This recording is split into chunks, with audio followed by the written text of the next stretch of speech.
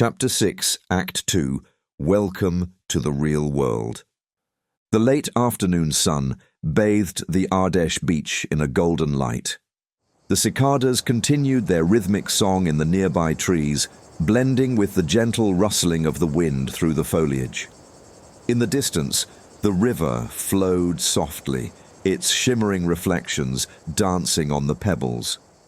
The class had ended, and I stood facing Youssef, our Moroccan student, a second Dan black belt in Shotokan. The slightly damp sand beneath our feet provided a perfect surface for soft combat, or gyukumite, which I practiced with him.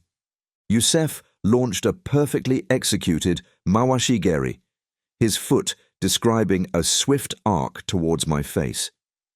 With a sharp sound, I blocked the kick, caught his suspended leg, and without hesitation grabbed his karategi while sweeping away his supporting leg. Youssef fell backwards with a dull thud, sand scattering around him. As he lay there, legs apart, I let my fist drop symbolically above him, aiming at his groin.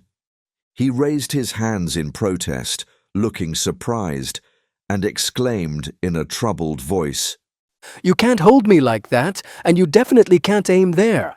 I extended a hand to help him up. As he stood, I placed a firm hand on his shoulder and replied calmly, with an amused smile, "Youssef, I don't care about theoretical rules. In a real fight, you'd be dead. Your groin would already be scrambled eggs on the ground."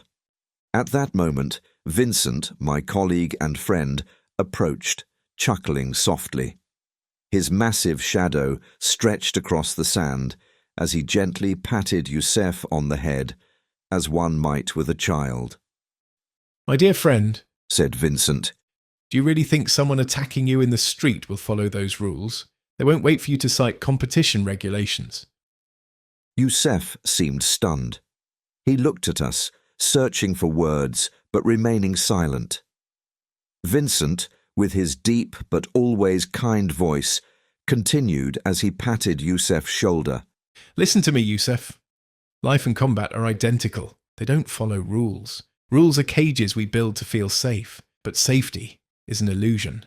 The day you're in a real fight, it won't be the rules that save you, but your ability to improvise, adapt, and understand your opponent." Vincent paused, scanning the horizon thoughtfully, as if grounding his words in something greater. "Look around you," he continued. "Here in France, we love rules, don't we? We love them so much that we multiply them. The administration is an endless maze. Entrepreneurs get lost in mountains of paperwork, artists are shackled by absurd standards, and even teachers have to fill out forms to justify every decision. But all these are chains, and when you let yourself be bound by them, you lose what makes you truly alive: your freedom, your intelligence, your instinct." Vincent leaned slightly towards Youssef, his gaze intense. "Combat, Youssef, is life, and life is adaptation. Every rigid rule is a stumbling block in your path. Learn to bypass them, use them, or break them if necessary. But above all, never let them define you.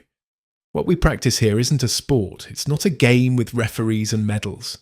What we practice here is survival, the very essence of existence. If you don't understand that, then you've understood nothing about karate."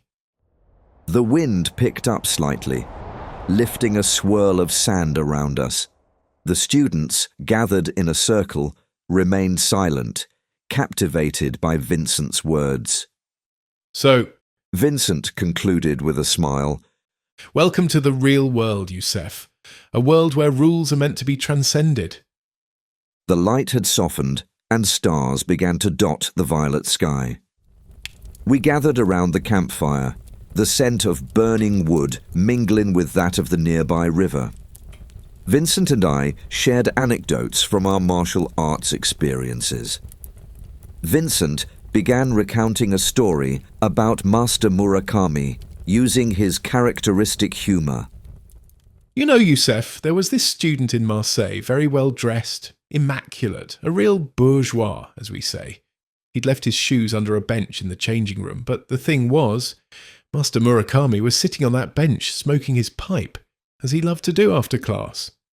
The flames danced across the attentive faces of the students. The student didn't dare disturb the master, Vincent continued. even to ask him to move 20 centimetres. So what does he do? He goes around to the other changing room, crawls under a small gap beneath a partition, lies flat on his stomach to retrieve his shoes, all to avoid speaking to the master. A burst of laughter erupted from the group. And guess what? Vincent added with a grin. When he returned to the changing room with his shoes, Master Murakami stood up, grabbed his shirt between his fingers and said, "Oh, what a beautiful shirt. Silk, is it? So chic. In your shoes, what class truly." Then he calmly sat back down. The students roared with laughter. Master Murakami Vincent concluded. was a master at breaking rigid conventions. He knew that excessive respect could become a cage, just like excessive rules. He taught us to be free, to dare, to act, without ever losing our humanity.